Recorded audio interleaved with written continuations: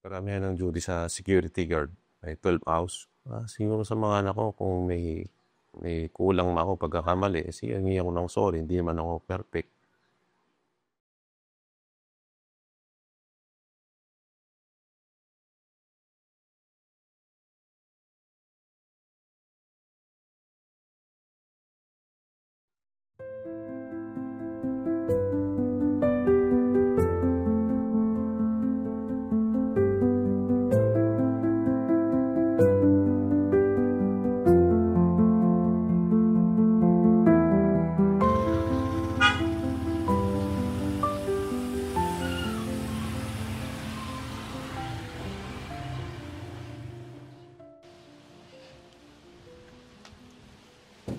Nung nasa 21, 1 year, pumunta na ako dito sa Manila, trabaho. Dito na ako sa Manila, sumama na yung pinapunta ko na rito sa Manila yung asawa ko. Medyo struggle pa dahil sa financial. Hindi isa yun sa hindi mapagkasundo, financial. Hindi nagkaintindihan, alis na siya. Pero yung mga anak na sa akin. Ano yun? Kasi ako mostly nasa trabaho lagi, naka-duty. Naiwan dito yung mama ko, silang mag-asawa. Iba kasi talaga yung nanay kaysa tatay. Pero pinipilit naman gampanan talaga. Nasa akin sila din sila lahat eh. Dalawa nag-asawa, yung isa nasa duty. Ano siya, sir? Guard din? CCTV operator. Security rin yung isa. Kanila ng security, sir? Bali, 3 kami. Mas mahigitan pa raw niya ako kasi nakikita may mga awards eh. Mas higitan pa kita.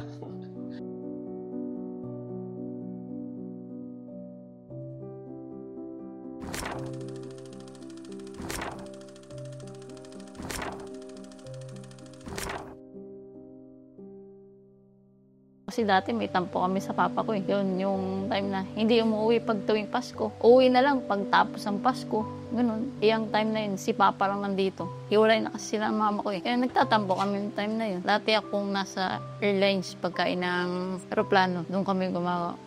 Yung time na yun, pagdating sa safety, talagang sila, yung masela. Kasi COVID noong time na yun. Wala talaga kaming trabaho noon. Napull out kami noon. Tinulungan ako ni papa. Pinag-training ako ng CCTV. Tapos pinasok niya ako sa agency noong 1957.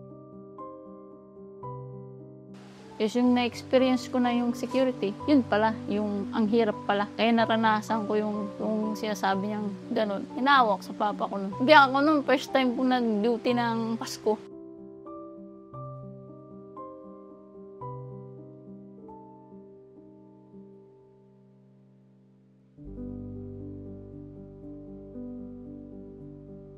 Kaya sabi ko sa papa ko, nag-sorry ako kasi ganun pala yung pakiramdam. Mas doble sa kanya kasi tatay ko yun. Ayoko na yung sinasabi sa papa ko na ganito, ganyan. Hindi nila alam yung pinagdaanan ng papa ko.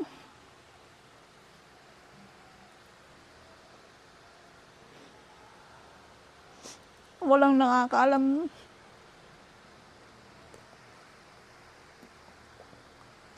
Mahal na mahal kong papa ko. Sobra. Kaya papasgil ako eh.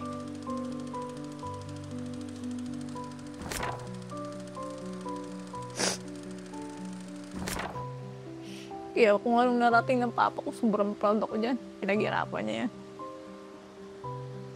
Kaya pag tinatanong ako, bakit may alam ako sa security, sabi ko, proud ako, papa ko. Kasi pinagtapos ako dyan ng papa ko, security.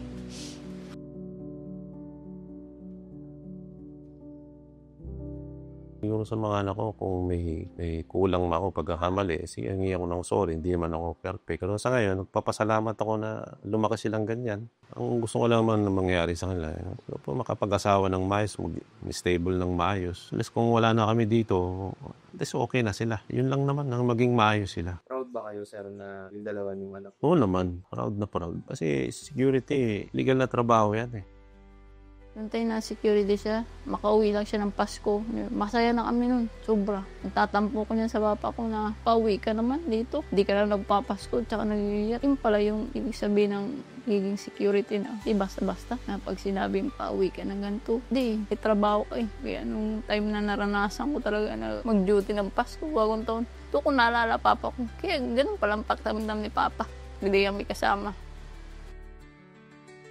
Yung masaya bilang kasi may trabaho na silang, marangal naman yung trabaho, maayos naman. Stable na sila, hindi na ako nag-aalala. May sariling income na sila eh. So nakikita ko masaya naman sila sa trabaho. Ito yung madalas di ko nasasabi sa papa. Pa, I love you. Proud na proud ako sa sobra. Yun sa akin. Hindi ko talaga yung madalas. Madalas lang. Puro problema, sabi ko sa kanya. Pero ito, hindi ko talaga nasasabi niya. Alam niya na gaano ko siya kamali. Proud na proud ako sa kanya.